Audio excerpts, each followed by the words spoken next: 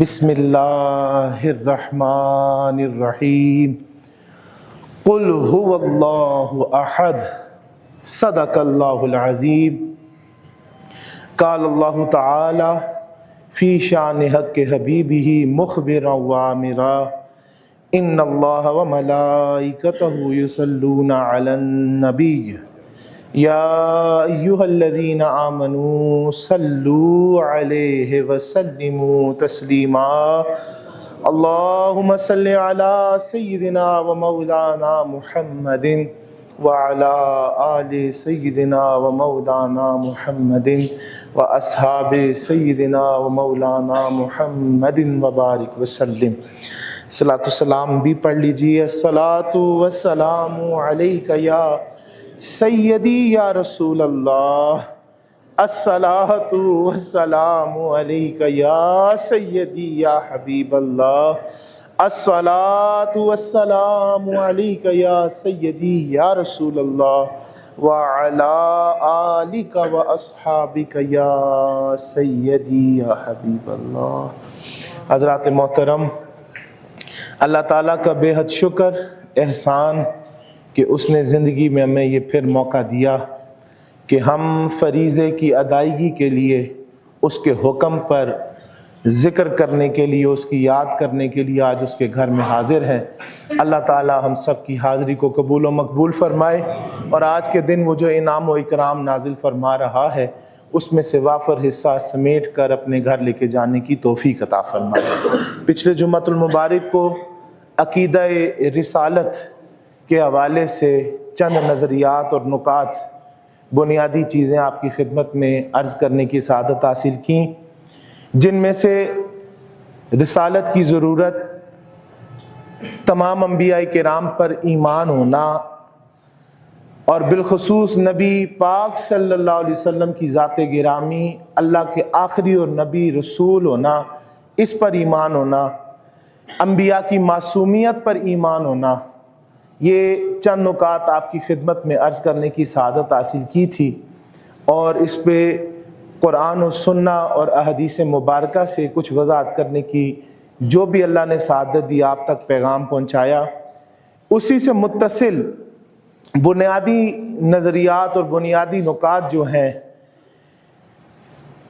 دو چیزوں پر آج، دو پہلوؤں پر بالخصوص ذکر کروں گا، اور آیت کریمہ وہی موضوع کا سخن بنایا جو عقیدہ توحید کے لیے بھی تھا اور پچھلے جمعہ عقیدہ رسالت کے لیے بھی تھا۔ آج بھی اسی کے تحت چلیں گے، اور اختتام پر اسی پر بات کرتے ہوئے اس کو مکمل کریں گے۔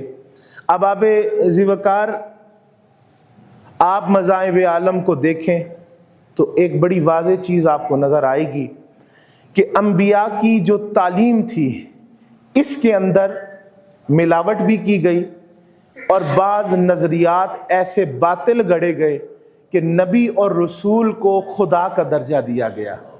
اور عیسائیت میں بالخصوص دیکھیں تو یہ چیز آپ کو نظر آئے گی کہ اللہ کا بیٹا بنایا گیا۔ تو ایک چیز یہ واضح نظریہ ذہن نشین کر لیجئے کہ انبیاء کرام اللہ کا پیغام پہنچانے والے ہیں، اور ڈیوٹی میں سب کی ایک ہی تعلیم شامل ہے۔ تمام انبیاء اور رسول ایک ہی تعلیم فرماتے رہے، اور وہ تعلیم بنیادی جس پر اسلام کی عمارت تعمیر ہوتی ہے اور مضبوطی سے قائم ہوتی ہے، وہ نظریہ توحید ہے کہ انبیاء صرف اور صرف ایک دعوت دینے کے لیے تشریف لائے، اور وہ یہ دعوت تھی کہ اللہ واحد اور یکتا ہے، اور وہی صرف لائق عبادت ہے۔ کسی نبی، کسی رسول نے یہ نہیں کہا کہ مجھے پوجو، کسی نے یہ نہیں کہا کہ میں لائق عبادت ہوں۔ نبی اور رسول کی ایک ہی ڈیوٹی ہے جس کے لیے وہ مبعوث کیے جاتے ہیں، وہ ڈیوٹی یہ ہے کہ اللہ واحد و یکتا ہے، اللہ واحد و یکتا ہے، اور وہی عبادت کے لائق ہے، اسی کی عبادت کی جانی چاہیے۔ اور یہ واضح کلام مجید فرقان حمید میں سورہ نحل کے اندر 36 نمبر جو آیت ہے، اللہ تعالیٰ ارشاد فرماتے ہیں وَلَقَدْ بَعَثْنَا فِي كُلِّ أُمَّةٍ رَسُولًا أَنِ اعْبُدُوا اللَّهَ وَاجْتَنِبُوا الطَّاغُوتَ۔ اللہ تعالیٰ واضح یہ پیغام حق قرآن مجید فرقان حمید میں سنا رہے ہیں کہ اور بے شک ہم نے ہر امت میں ایک رسول بھیجا، مبعوث فرمایا کہ لوگوں تم اللہ کی عبادت کرو اور طاغوت سے بچو، یعنی شیاطین کی پرستش کرنا، بتوں کو پوجنا، یہ جو باطل نظریات ہیں طرح طرح کے اللہ سے شریک ٹھہرانا، ان طاغوتوں کو چھوڑ دو، ان سے اجتناب کرو اور کیا کرو؟ اللہ کے لیے ایک ہو جاؤ اور اللہ کی عبادت پہ جمع ہو جاؤ اور اس واحد و یکتا کو ہی صرف مانو۔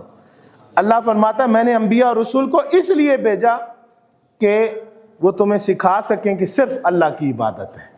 یہ اللہ نے واضح پیغام دیا اور کوئی ڈیوٹی نہیں انبیاء اور رسول کی، اور اسی پر نبی پاک صلی اللہ علیہ وسلم کی تعلیم مبارک ہے، حضور کے ارشادات ہیں، اور ہم بھی اسی کو تسلیم کرتے ہیں اور ہر اس شخص کے باطل نظریے کو ٹھکراتے ہیں جو نبی کو شریک ٹھہرائے اللہ کی ذات کا یا نبی کو لائق عبادت ہونا قرار دے۔ لیکن اس کے ساتھ یہ ضرور ذہن میں رکھیے کہ اللہ تعالیٰ نے اپنے انبیاء کو، اپنے رسول کو فضیلتیں عطا فرمائی ہیں۔ جہاں مکسنگ ہوتی ہے، پانچواں نقطہ، چار پچھلے جمعے کو تھی، پانچواں میں نے عرض کیا ڈیوٹی ایک ہی ہے کہ لائق عبادت اللہ کی ذات، اللہ واحد و یکتا، بس یہی انبیاء کا پیغام ہے۔ لیکن اس پیغام کو جب پہنچانے والے دنیا میں تشریف لائے تو ظاہری بات ہے پیغام حق جب سنانا تھا تو انسان بھی تو ویسے ہی سونا بھیجنا تھا جیسا سونا کلام لے کے آئے تھے۔ بات بھی جس خوبصورت حسین و جمیل رب کی حسن والے کی کرنی تھی تو بندہ بھی تو حسین و جمیل ہونا چاہیے نا۔ جتنا بڑا رب ہے، جتنا بڑا آفاقی پیغام ہے، جس قدر عظیم اللہ تبارک و تعالیٰ کی ذات ہے، پھر بندہ بشر جو بھیجے گا وہ بھی اتنا ہی عظیم ہوگا۔ تو اس میں قطعاً یہ بات نہیں کہ جب آپ کسی نبی اور رسول کی شان کی بات کریں تو آپ رب کے ساتھ شریک ٹھہراتے ہیں، نہیں۔ تمام انبیاء اور رسول 1,24,000 جتنے ہیں، جن کے پاس جو بھی مقام ہے وہ اللہ تعالیٰ کے عطائی ہیں، اللہ تعالیٰ کے عطا کردہ ہیں۔ یہ شانیں اللہ نے ان کو دی ہیں کہ جب وہ دنیا میں چلے پھریں تو لوگ دیکھیں کہ یہ رب کا پیغام سنانے والے۔ تو یہ بالکل نہ سمجھیے گا کہ شان بیان کرنا شرک ہوتا ہے۔ چھٹا بنیادی نقطہ جو آج بالخصوص ہماری عقیدہ رسالت کی پہچان اور بنیاد ہے، وہ میرے آقا صلی اللہ علیہ وسلم کی شان اور مقام ہے۔ جی، عقیدہ رسالت میں شان مصطفیٰ، مقام مصطفیٰ، اس کے اوپر بھی یقین اور عقیدہ ہونا لازم ہے۔ اگر گڑبڑ ہوگی تو محمد الرسول اللہ کی گواہی نامکمل ہے۔ آپ کی رسالت اگر نامکمل ہے تو توحید کا بھی کوئی پرسان حال نہیں، پھر آپ کی توحید کا بھی یقین نہیں۔ میں عرض کرنا چاہتا ہوں چھٹا بنیادی نقطہ جو میں نے ترتیب دی ہے اس میں سے آج 6ویں کی بات کرتے ہیں کہ نبی معظم صلی اللہ علیہ وسلم کی ذات کریم، اللہ نے آپ کو یہ مقام اور شان دیا کہ ابتدائی سب سے پہلی بات کہ میں نے جس طرح پچھلے جمعہ کو بھی عرض کیا تھا، بعض انبیاء قوموں کی طرف آئے، بعض انبیاء صرف علاقوں کی طرف آئے، بعض صرف اپنے خاندانوں کے لیے بھی آئے۔ تو اللہ تعالیٰ نے بستی کا بھی نبی پیدا فرمایا، گاؤں کا، شہر کا بھی نبی پیدا فرمایا، ایک قوم کا نبی بھی پیدا فرمایا۔ لیکن ہمارے پیارے آقا علیہ الصلوۃ والتسلیم، ہمارے آقا صلی اللہ علیہ وسلم کی شان یہ ہے کہ اللہ نے صرف ایک قوم کی طرف نہیں بھیجا بلکہ تمام انسانوں کی طرف بھیجا، تمام عالمین کی طرف نبی اور رسول بنا کے بھیجا ہے۔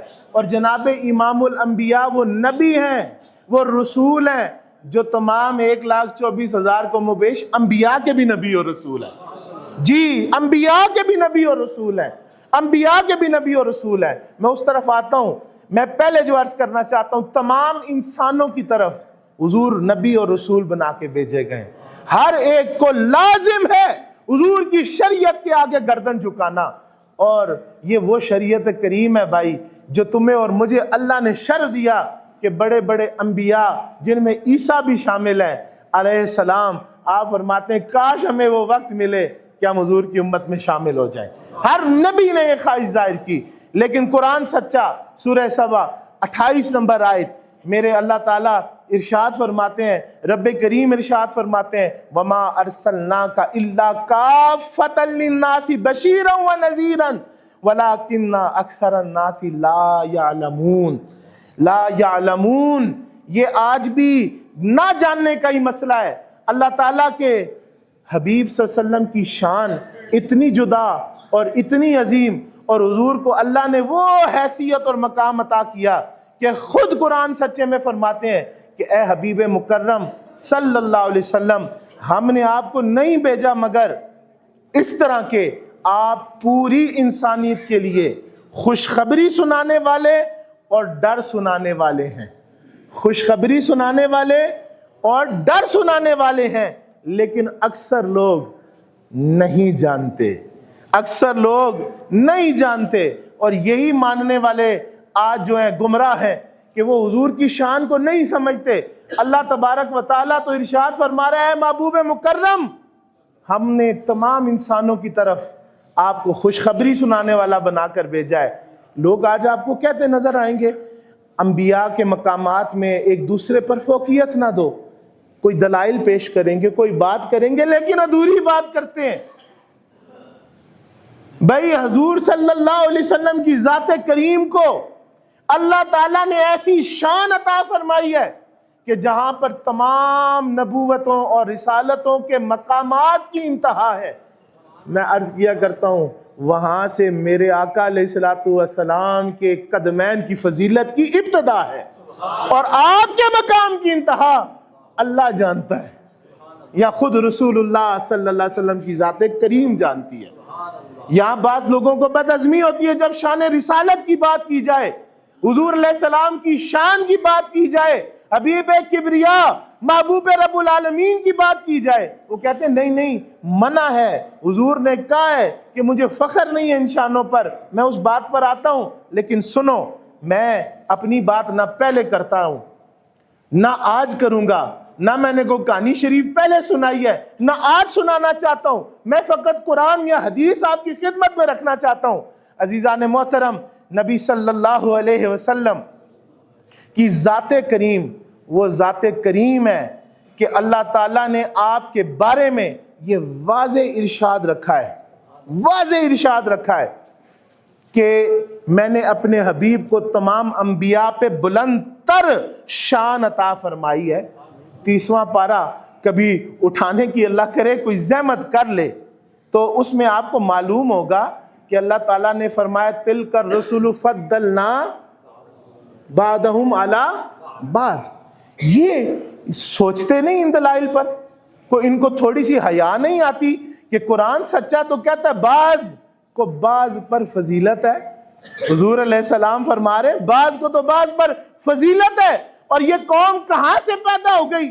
ان کو 30واں پارہ نظر نہیں آیا، ان کو سورہ بقرہ کی یہ آیت نہیں نظر آتی، 253 آیت کا پہلا مختصر حصہ اللہ تبارک و تعالیٰ فرماتے ہیں تِلْكَ الرُّسُلُ فَضَّلْنَا بَعْضَهُمْ عَلَىٰ بَعْضٍ مِّنْهُمْ مَنْ كَلَّمَ اللَّهُ وَرَفَعَ بَعْضَهُمْ دَرَجَاتٍ۔ اس کو پڑھنا وَرَفَعَهُمْ یہ کس کے لیے فرمایا گیا؟ یہ ہمارے حبیب مکرم صلی اللہ علیہ وسلم کی ذات کریم کے لیے اللہ نے فرمایا کہ یہ سب رسول جو ہم نے مبعوث فرمائے ہیں، اللہ واضح کہتا ہے ہم نے ان میں سے بعض کو بعض پر فضیلت دی ہے، اور ان میں سے کسی سے اللہ نے براہ راست کلام فرمایا ہے، یعنی موسیٰ کا اشارہ ہے کہ یہ بھی درجہ ہے، یہ کلام یہ معجزہ ملنا بعض سے بعض کو فضیلت دیتا ہے۔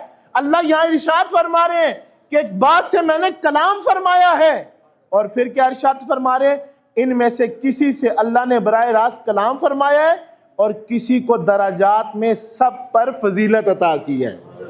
یہ ہمارے آقا کے لیے ارشاد ہے، سب میں فضیلت عطا کی ہے۔ اٹھا کے دیکھو تفسیروں کو، حوالہ جات کو، فقیر حاضر ہے، میدان حاضر ہے، کہاں بٹ کے پھرتے ہو؟ تو یہ بالکل یہ نظریہ نکالیے نہیں انبیاء پہ فضیلت نہیں، عقیدے کا حصہ ہے کہ نبی معظم صلی اللہ علیہ وسلم تمام رسولوں کے امام ہیں، سب سے افضل اور عظیم ترین شخصیت ہے۔ اور سنیے میں نے جو بات کی تھی کہ آپ تمام انسانوں کے لیے نبی اور رسول بنا کے بھیجے گئے ہیں، بخاری شریف کی ایک روایت آپ کی خدمت میں عرض کرنا چاہتا ہوں۔ اس روایت کے اندر میرے آقا علیہ الصلوۃ والسلام کے یہ لفظ مبارک ہیں، یہ مکمل حدیث ضرور پڑھیے گا۔ 335 نمبر حدیث ہے بخاری کی۔ اس میں آقا پاک صلی اللہ علیہ وسلم نے 5 چیزوں کا ذکر فرمایا۔ حضور نے فرمایا مجھے اللہ نے ایسی 5 چیزیں، مفہوم حدیث ہے کہ 5 چیزیں ایسی عطا فرمائی ہیں جو مجھ سے سابقہ انبیاء کو نہیں عطا فرمائیں۔ ان میں جو 2 آخری چیزیں، چونکہ ہم نے اس موضوع کو آگے چلانا ہے، 2 آخری چیزیں حضور صلی اللہ علیہ وسلم نے فرمایا وَأُعْطِيتُ الشِّفَاءَ، مجھے شفا عطا کی گئی ہے جو پچھلے نبیوں کو نہیں عطا کی گئی۔ اور دوسری چیز حضور نے کیا فرمائی جو مضمون ہم لے کے چل رہے ہیں، حضور نے فرمایا وَكَانَ النَّبِيُّ يُبْعَثُ إِلَىٰ قَوْمِهِ خَاصَّةً وَبُعِثْتُ إِلَى النَّاسِ عَامَّةً۔ حضور علیہ السلام نے فرمایا کہ مجھ سے پہلے جو انبیاء تھے وہ اپنی اپنی قوموں کے لیے مبعوث ہوتے تھے، لیکن میں تمام انسانوں کے لیے عام طور پر نبی بنا کر بھیجا گیا۔ میں تمام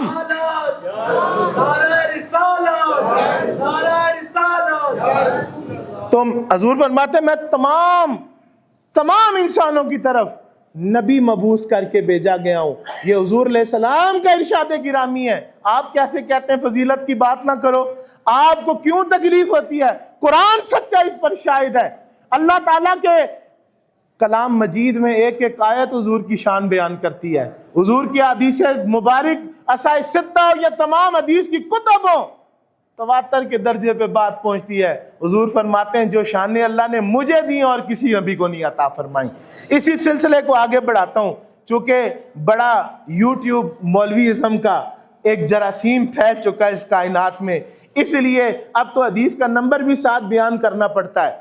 پچھلے جمعۃ المبارک کو توحید کے موضوع پر ایک ہم نے حدیث پیش کی، وہ آن لائن جب کلپ پیش کیا گیا تو اس میں حضرت جناب عمر خطاب کی بات کرتے ہوئے آپ کے جو مبارک القابات ہیں یا آپ کی جو شان حضور نے بیان کی ہیں وہ ایک ایک جملے میں بیان کرتے ہوئے حدیث پر پہنچے۔ وہ کہتے ہیں نہیں جی تم نے عمر پاک کی شان کو بڑھا دیا، ان کے نمبر دیتے چلے جاؤ۔ بھئی نمبر بھی ہم نے دینے ہیں تو پھر آپ کس کام کے ہیں؟ آپ بھی تو سن کر کو محنت کرنے کی کوشش کیجئے۔ تو آج نمبر اس لیے پیش کیے جاتے ہیں۔ مسلم کی حدیث پیش کرنے لگا ہوں۔ مسلم شریف نمبر کیا ہے؟ 5940۔ اچھا نہ ملے تو انٹرنیشنل نمبر بھی لکھ لو۔ اس حدیث کا نمبر ہے 2278 اس میں میرے آقا علیہ الصلوۃ والسلام پھر فرماتے ہیں، اور حضور علیہ السلام کے لفظ ہیں۔ اب حضور صلی اللہ علیہ وسلم کی بارگاہ میں رجوع کر لینا اگر اعتراض ہو جائے کہ فضیلت نہ دو، یہ نہ کرو، وہ نہ کرو، شان کو زیادہ نہ بڑھاؤ۔ حضور علیہ السلام خود ارشاد فرما رہے ہیں انا سید ولد آدم یوم القیامہ۔ لوگوں ذرا غور کرنا، حضور فرما رہے ہیں انا سید ولد آدم۔ حضور علیہ السلام فرما رہے ہیں میں تمام اولاد آدم کا قیامت کے دن سردار ہوں گا، میں سردار ہوں گا۔ آگے کیا فرماتے ہیں؟ وَأَوَّلُ مَنْ يَنْشَقُّ عَنْهُ الْقَبْرُ وَأَوَّلُ شَافِعٍ وَأَوَّلُ مُشَفَّعٍ۔ حضور فرماتے ہیں کہ میں سب سے پہلا وہ شخص ہوں گا جس کی قبر شق ہوگی، جس کی قبر مبارک کھلے گی، اور میں سب سے پہلا وہ ہوں گا جس کو اللہ تعالیٰ شفاعت کا اختیار دے گا اور اس کی سب سے پہلے شفاعت قبول کی جائے گی۔ ادھر حضور فرما رہے ہیں انا سید۔ حضور کیا کہہ رہے ہیں؟ یہ سردار تو بڑائی والا لفظ ہے۔ تم کہتے ہو حضور کی تعلیم ہے فضیلت نہ دینا، حضور تو کہتے ہیں انا سید ولد آدم، کہ میں تو آدم علیہ السلام کی اولاد کا سید ہوں، سردار ہوں۔ اگلی حدیث سماعت فرمائیے، سنن دارمی 50 نمبر آیت 50۔ اور اس حدیث مبارک کو آپ تلاش کرنا چاہیں، اس کی صحت، اس کی سند صحیح، اور اگر تلاش کرنا چاہیں تو لوگوں کو تو پتہ نا ایک بخاری شریف ہے، امام بخاری کی کئی کتب حدیث ہیں۔ ایک کتب ہے التاریخ الکبیر امام بخاری کی، اس میں یہ حدیث موجود ہے، معجم الاوسط میں موجود ہے، دلائل النبوہ امام بہقی کی اس میں یہ حدیث موجود ہے، اور سنن دارمی میں نے عرض کر دیا، کھول کے پڑھ لینا، صحیح حدیث ہے 50۔ حضور علیہ السلام ارشاد فرماتے ہیں انا قائد المرسلین۔ کیا کہہ رہے ہیں؟ भाई जिसको अरबी ना भी आती है बात समझ आती है। हुजूर फरमा रहे हैं ना कायदुल मुरसलीन, और जो नबी का गुलाम है उसके लिए चस की बात है। हुजूर कहते हैं ना कायदुल मुरसलीन वाला फखरा व अना खातमुन नबिय्यीन वाला फखरा व अना अव्वलु शाफिईन व अव्वलु मुशफ़्फ़ईन वाला फखरा। हुजूर फरमाते हैं मैं तमाम रसूलों का कायद हूँ, मैं तमाम रसूलों का कायद हूँ। बुलंद आवाज से मैं तमाम रसूलों का, मैं तमाम रसूलों का अना कायदुल मुरसलीन। हुजूर फरमा रहे हैं मैं तमाम रसूलों का कायद हूँ, लेकिन मुझे कोई फख्र नहीं, मुझे कोई घमंड नहीं। सुनो सुनो, पहले इबारत सुन लो, आगे बात करते हैं। मफ़हूम हदीस सुनो। हुजूर कहते हैं मुझे कोई फख्र नहीं, मैं कायदुल मुरसलीन हूँ, मैं खातमुन नबिय्यीन हूँ, मुझे कोई फख्र नहीं, मैं सबसे पहले सिफारिश और शिफात यानी करने वाला हूँ। हुजूर फरमाते हैं मुझे कोई फख्र नहीं, और सबसे पहली मेरी शिफात और सिफारिश कबूल की जाएगी, मुझे कोई फख्र नहीं। ये हुजूर को फख्र नहीं। क्यों? मैंने पहले जुमला कहा है, अंबिया और रसूल को जितनी शानें मिली या हमारे आका अलैहिस्सलातु वस्सलाम को जितनी भी शान मिली वो सारी रब की अता करदा है, वो अताई है, वो अल्लाह का इनाम है हुजूर पर, वो अल्लाह का एहसान है हुजूर पर, अल्लाह की मखलूक है हुजूर। लेकिन ऐसी मखलूक है कि अल्लाह ने सबसे आला वर्फा बनाया कि हमने अपने बड़ों से सुना है सिर्फ अल्लाह ही उनसे बड़ा है, सिर्फ अल्लाह उनसे बड़ा है। लेकिन हुजूर फरमाते हैं मुझे फख्र नहीं है, घमंड नहीं है। हुजूर को तो घमंड और फख्र नहीं। ए उम्मती तू तो फख्र कर, तेरे आका कायदुल मुरसलीन है, तू फख्र कर कि तेरे आका शफीए उमम है। तारुफ करवाने के लिए हमारे पास ये तारुफ नहीं होना चाहिए कि आज बंदा मुंह काला उठाए और उठ कर कहे कि नबी हमारे जैसे थे, नबी आए ड्यूटी कर कर चले गए। ना ना भाई, ये तारुफ नहीं। कैसी बात है कि ईसा के फॉलोअर्स कहें हमारे नबी तो बड़ी शान वाले थे, आसमानों पर उठाए गए, कुरानी अकीदा, भाई मुर्दों को जिंदा करते थे, कोड़ों को शिफा देते थे, नाबीना को आंखें देते थे। तुम कहते नजर आओ नबी हमारे जैसे थे, हमारे जैसे थे। नाना भाई, हुजूर अलैहिस्सलाम को तो अल्लाह ने शान अता फरमाई। और याद रखना ये बात अकीदा रिसालत के अंदर शामिल है कि हमारे प्यारे आका सल्लल्लाहु अलैहि वसल्लम मुख्तार कुल हैं, हमारे आका मुख्तार कुल हैं, हमारे आका इख्तियार वाले हैं, हमारे आका नूर है, हमारे आका नबी गैरदान है, हाजिर और नाजिर है, और आज भी अपनी कब्र मुबारक में मदीना तैयबा में जिंदा व जावेद मौजूद है। ये हयात नबी के हम कायल हैं। और ये रिसालत के अकीदे का एक बुनियादी नजरिया है कि हुजूर नहीं बल्कि तमाम अंबिया अपनी कब्रों में जिंदा है, जिंदा है, हयात तैयबा के साथ जिंदा है। हम बेख्तियार नबी के मानने वाले नहीं, हम तो हुजूर को मुख्तार कुल मानते हैं और अपनी कहानी शरीफ पे नहीं मानते, हुजूर के फरमाने वाली शान पे मानते हैं। मुख्तसर करूं, लफ्ज मुख्तार कुल पहले निकल आया तो मैं उसी पर चंद अहदीस मुबारक पेश करना चाहता हूँ। आला पहले कुछ और करना था, लेकिन मुख्तार कुल की बात करूं। मेरे आका अलैहिस्सलातु वस्सलाम बज़ाहिर तो हाथ खाली नजर आते हैं, हुजूर अलैहिस्सलाम फ़कत इख्तियारी है, फाके करते नजर आते हैं, औलाद फाके करती नजर आती है, लेकिन ये अल्लाह की तरफ से नहीं था, ये हुजूर ने खुद पसंद किया और हुजूर ने इस रास्ते को इख्तियार किया।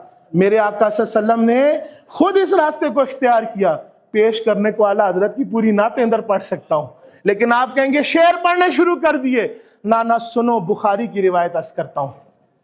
इमाम बुखारी शरीफ 7273, इस हदीस पाक को खोलना और पढ़ना तुम्हारे 14 तबक रोशन हो जाएंगे। ये बुखारी के बुजुर्ग कहते हैं बिन इश्क नबी के पढ़ते हैं जो बुखारी, आता है बुखार उनको नहीं आती बुखारी। इश्क नबी हो तो हर दलील मिलती है। अगर इंसान सच्चा हो अपने इश्क में, मोहब्बत में, अकीदत में, अगर वो वाकई हबीब किबरिया को अपना नबी और रसूल तस्लीम करता हो, फिर उसको हर चीज की दलील मिल जाएगी। वो शैतान का साथी नहीं बनेगा, रहमान का बंदा और गुलाम बनेगा। सुनो, मेरे आका अलैहिस्सलातु वस्सलाम इरशाद फरमाते हैं, बुइस्तु बिजवामिल कलम, मुझे جامع کلمات کے ساتھ بھیجا گیا، جامع کلمات کا معجزہ عطا کیا گیا۔ پھر حضور فرماتے ہیں نصرت بالرعب، مجھے رعب کے ساتھ میری مدد فرمائی گئی، نصرت فرمائی گئی۔ آگے حضور کیا فرماتے ہیں جو ہمارا ابھی موضوع چل رہا ہے؟ حضور علیہ السلام فرماتے ہیں وَبَيْنَا أَنَا نَائِمٌ رَأَيْتُنِي أُوتِيتُ بِمَفَاتِيحِ خَزَائِنِ الْأَرْضِ۔ حضور علیہ السلام فرماتے ہیں میں سویا ہوا تھا، میں آرام کر رہا تھا، اور یاد رکھنا یہ عقیدہ ہے تمام مکاتب فکر میں یہ عقیدہ رائج ہے، اور قرآن و سنت اس پر دلائل دیتے ہیں کہ نبی کا سونا ہمارے جیسا نہیں ہے۔ آنکھیں تو بند ہوتی ہیں لیکن دل دماغ ہر چیز جاگ رہی ہوتی ہے، اللہ سے کنیکٹ ہوتے ہیں، نبی کے خواب بھی سچے ہوتے ہیں۔ حضور علیہ السلام کیا فرماتے ہیں کہ میں آرام کر رہا تھا، سویا ہوا تھا، تو میں نے خواب میں دیکھا کہ مجھے زمین کے خزانوں کی کنجیاں میرے پاس لائی گئی، زمین کے خزانوں۔ اور ایک روایت میں تو یہاں بھی ہے کہ بڑی خوبصورت گھوڑے پر ریشم کے کپڑوں میں سجا کر چابیاں رکھ کر میرے سامنے پیش کی گئیں۔ اس بخاری کی روایت میں حضور فرماتے ہیں کہ زمین کے خزانوں کی کنجیاں میرے پاس لائی گئیں۔ اور آگے حضور کیا فرماتے ہیں؟ یہاں چوری کی ہوئی ہے اسلام 360 والوں نے اس جملے کا ترجمہ ہی نہیں کیا، اور وہ کیا ہے؟ فَوُضِعَتْ فِي يَدِي، لائی گئیں اور پھر میرے ہاتھ میں رکھ دی گئیں، مجھے عطا کر دی گئیں، میرے ہاتھ میں رکھ دی گئیں۔ تمام زمین کے خزانوں کی کنجیاں حضور کے ہاتھ میں موجود ہیں، اور ایک ایک روایت شاہد ہے، ایک ایک روایت۔ اب ہمارے پاس ٹوٹل 3 منٹ یا 4 منٹ بچتے ہیں، میں اسی موضوع کو صرف عرض کر کے پھر اجازت لے لوں گا۔ زندہ رہے، صحبت باقی رہی تو انشاءاللہ تعالی اگلے جمعے کو اسی موضوع کو چلائیں گے۔ حضور نے کیا فرمایا زمین و آسمان کی یہ کنجیاں کیا دی گئیں؟ اس میں بھی بڑا اختلاف پیدا کر دیا جاتا ہے۔ بخاری کی حدیث 71 نمبر حدیث اگر آپ کھولیں تو ادھر میرے آقا علیہ الصلوۃ والسلام ارشاد فرماتے ہیں من، اور یہ میں حدیث پوری پڑھ رہا ہوں، یہ کہتے ہیں جی اہل سنت والے اس کو آدھی پڑھ دیتے ہیں، بھئی توجیہ میں پیش کرتا ہوں اور پوری پڑھ کے میں تمہیں سمجھاتا ہوں، تمہیں عقل کے اندر سمجھ نہیں آئی، جہاں شان آتی ہے اس کو تم گھٹانے کی کوشش کرتے ہو۔ سنو حضور علیہ السلام کیا فرماتے ہیں من یرید اللہ بخیر خیرا یفقہہ فی الدین۔ حضور فرماتے ہیں کہ جب اللہ تعالیٰ کسی کے ساتھ بھلائی کا ارادہ فرماتا ہے تو اسے دین کی سوجھ بوجھ عطا فرماتا ہے، دین کی سوجھ بوجھ عطا فرماتا ہے۔ ساتھ ہی آگے کیا فرماتے ہیں حضور وَإِنَّمَا أَنَا قَاسِمٌ وَاللَّهُ يُؤْتِي۔ اس حدیث میں یہ لفظ ہے، موتی کا لفظ بھی آتا ہے وَاللَّهُ يُؤْتِي۔ پہلے حضور نے کیا کہا؟ اللہ جس کے ساتھ بھلائی کا ارادہ فرماتا ہے اس کو کیا کرتا ہے؟ دین کی سمجھ دیتا ہے، سوجھ بوجھ دیتا ہے، عقل و شعور دین میں عطا کر دیتا ہے۔ اس لیے حضور نے یہ فرمایا کہ حدیث پڑھنے والوں، اللہ جس کو عقل دے اس کو نبی کا مقام سمجھ آتا ہے، جس کے پاس دین کا فہم ہے وہی راز سمجھ سکتا ہے، وہی مقام مصطفیٰ شان مصطفیٰ سمجھ سکتا ہے۔ اور حضور نے ادھر فرمایا انا قاسمون، صرف چابی نہیں دی، حضور نے فرمایا مجھے قاسم بنایا گیا ہے، میں قاسم ہوں، تقسیم کرنے والا ہوں، اور دیتا اللہ ہی ہے۔ یہاں بھی حضور نے واضح کر دیا، اور جو بیانیہ ابتدا میں نے عرض کیا اس سے میں نہیں ہٹا، دیتا اللہ ہے، لیکن حضور فرماتے ہیں خزانے کی کنجیاں میرے پاس ہیں۔ اور یہاں حضور نے فرمایا انما انا قاسم، میں تقسیم کرنے والا ہوں۔ کبھی سوچا اللہ کے خزانے کتنے ہیں؟ بخاری کی ایک روایت میں موجود ہے، فرماتے ہیں اللہ تعالیٰ کہ میرا خزانہ اتنا وسیع ہے، مفہوم حدیث عرض کر دوں کہ میں پوری کائنات کو دیتا چلا جاؤں، دیتا چلا جاؤں، دیتا چلا جاؤں، کسی کی کوئی طلب اور ضرورت باقی نہ رہے۔ فرماتے ہیں میرے خزانے میں اتنی کمی نہیں آتی کہ ایک سوئی کو پانی میں ڈبویا جائے، سمندر میں ڈبویا جائے تو اس کے ساتھ جو قطرہ جدا ہوتا ہے، اللہ فرماتے ہیں اتنی کمی بھی میرے خزانوں میں نہیں آتی۔ یہ وہ خزانوں کی چابیاں حضور کے پاس، اس خزانے کی چابیاں حضور کے پاس۔ تو سنو واللہ یؤتی، دیتا تو اللہ ہی ہے، لیکن حضور فرماتے ہیں قاسم میں ہوں، میرے ہاتھوں سے تقسیم ہوتا ہے۔ اچھا یہاں یفقہ فی الدین کا بڑا رولا پڑ جاتا ہے، یہاں تو دین کا فہم تقسیم کرنے والا فرمایا جا رہا ہے۔ تو بابا جی بخاری میں یہی لفظ جو بار بار آ جاتے ہیں، سنو 31-14 بخاری شریف کی روایت 3114 حدیث شریف کے اندر واضح لفظ ہیں۔ میں ایک عبارت پڑھتا ہوں، بڑی لمبی حدیث ہے، بات ختم کرنی ہے۔ اس میں حضور علیہ السلام کیا فرماتے ہیں؟ فَإِنِّي إِنَّمَا جُعِلْتُ قَاسِمًا أَقْسِمُ بَيْنَكُمْ۔ حضور علیہ السلام یہ سن لیں جلدی سے کہ انصار کے میں سے ایک انصاری کے گھر ایک بچہ پیدا ہوا، تو حضور علیہ السلام کے نام مبارک پر انہوں نے نام بچے کا رکھنا چاہا۔ ایک راوی کہتے ہیں کہ محمد، ایک راوی کہتے ہیں کہ انہوں نے قاسم رکھنا چاہا۔ تو حضور علیہ السلام کی خدمت میں پہنچے، عرض گزار ہوئے، گویا ہوئے، التجا کی، حضور نے اجازت فرمائی اور فرمایا کہ میرے نام پر نام رکھو، یعنی محمد پر اپنے بچے کا نام محمد رکھو، لیکن میری کنیت ابو القاسم پر بچے کا نام نہ رکھنا۔ یہ حضور واضح کہہ رہے ہیں، جی حضور کے لفظ ہیں، میرے لفظ نہیں۔ انما جعلت قاسما اقسم بینکم، میری کنیت پر اس کا نام نہ رکھنا، میری کنیت پر۔ یہ کچھ چھوٹی بات تھی تو حضور یہ کہہ رہے ہیں، یہ صرف علم تقسیم کرنے کی بات تھی تو علم کا دروازہ تو کل میرے مولا علی کا یوم ہے، علم کا دروازہ تو حضور نے علی پاک کو بھی فرمایا۔ یہاں کیا بات تھی؟ اگر یفقہ فی الدین کی صرف بات تھی، حضور کیوں منع کر رہے ہیں؟ باب العلم کو باب العلم کیوں قرار دے دیا؟ اگر صرف دین کی بات تھی، نہیں، حضور فرماتے ہیں کہ میری کنیت پر اس کا نام نہ رکھنا، قاسم نہ رکھنا، چونکہ میں تم میں تقسیم کرتا ہوں، میں قاسم بنایا گیا ہوں، تقسیم کرنے والا، اور میں تم میں تقسیم کرتا ہوں۔ اور بخاری اٹھاؤ، یہاں پر ایک حضور کے صحابی حسین سعاد کے ساتھ، یہ صحابی رسول ہے رضی اللہ تعالیٰ عنہ، آپ کیا فرماتے ہیں؟ آپ فرماتے ہیں کہ حضور نے فرمایا بعثت قاسما اقسم بینکم، یعنی وہ فرماتے ہیں کہ روایت اس طرح کہ حضور نے فرمایا کہ مجھے تقسیم کرنے والا قاسم بنا کر بھیجا گیا ہے، میں تمہیں تقسیم کرتا ہوں۔ یہاں کیا توجیہ کرو گے؟ کیا تقسیم؟ اچھا جب ہم دلائل دے رہے ہوتے ہیں وہ کہتے ہیں نہیں لفظوں پر نہ جاؤ، اس کے پیچھے یہ مقصد و مدعا ہے، ٹھیک ہے جی۔ ہم جب دلائل اپنے عقائد کی بات کریں ہم کہتے ہیں نہیں جی اس حدیث کو، اس کا دیکھو، موقع دیکھو، محل دیکھو، مقصد دیکھو، مدعا دیکھو، اس ٹائم کہیں نہیں لفظ کیا کہتے ہیں۔ بھائی ادھر تم صرف لفظ کی بات کرو نا، حضور نے تخصیص نہیں فرمائی میں کیا تقسیم کرتا ہوں اور کیا نہیں کرتا۔ حضور نے فرمایا انا قاسم، اور ایسا قاسم ہوں کہ رب کے خزانوں کی کنجیاں جس کے ہاتھ میں۔